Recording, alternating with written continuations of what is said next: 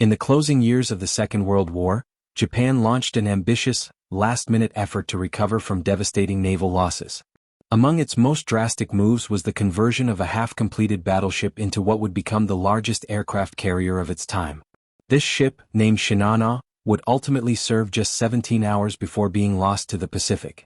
Initially laid down in the spring of 1940 as the third of the Yamato-class battleships, Shinano was intended to be a symbol of naval superiority, massive, heavily armored, and capable of standing alone against an enemy fleet. However, after Japan suffered the catastrophic loss of 4 fleet carriers during the Battle of Midway in 1942, priorities changed. With the war turning against Japan, the half-finished Shinano was hastily reimagined as an aircraft carrier to help rebuild its weakened naval air power. This transformation came at a steep cost.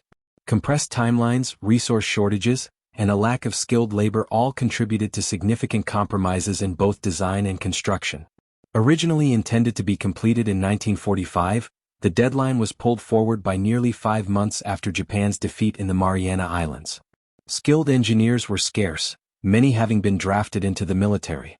They were replaced by untrained laborers, including students and conscripted workers, tasked with completing a warship under mounting pressure and deteriorating conditions. The conversion stripped away the battleship's original superstructure and artillery to make room for a flight deck over 250 meters long. However, this new design came with serious trade-offs. The ship's internal layout was chaotic. Critical watertight doors were not properly sealed, and damage control systems remained incomplete. Stability was weakened by structural changes, and the bridge was drastically downsized, affecting command visibility. Naval architects voiced concerns even before its launch. One designer, Shigeru Makino, went so far as to label the vessel an iron coffin. Despite these warnings, Shinano was commissioned into service on November 19, 1944. At over 260 meters in length and displacing more than 70,000 tons when fully loaded, it was the largest aircraft carrier in the world, a title it would hold until 1960. 12 boilers powered 4 steam turbines, generating 150,000 horsepower. The ship's speed could reach 27 knots, and its range extended to 10,000 nautical miles. Armor plating and a reinforced triple-bottom hull gave it the appearance of strength. But appearances can be deceiving. Within days of commissioning and without completing adequate sea trials, Shinano was ordered to sail from Yokosuka to Kure. The decision to move the ship so quickly was driven by fear of Allied bombing raids on dockyards.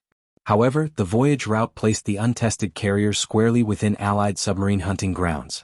On the night of November 28, the American submarine USS Archerfish detected the Shinano. The Japanese crew spotted the submarine on radar but misjudged its intent, assuming it was a decoy.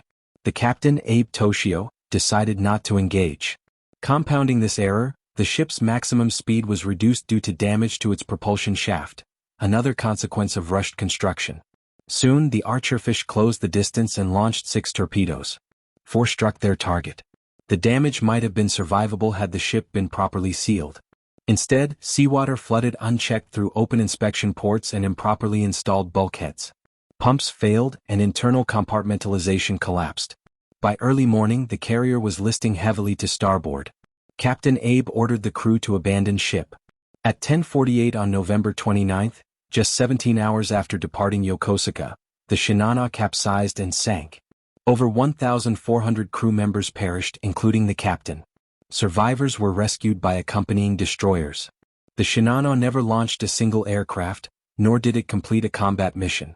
It remains the largest warship ever sunk by a submarine. The story of Shinano is not merely about a ship lost in battle. It is a lesson in the dangers of rushing complex engineering under the pressures of war. A vessel built for power and prestige was undone not by enemy fire alone, but by its own untested design, overconfidence, and the sacrifice of quality for speed.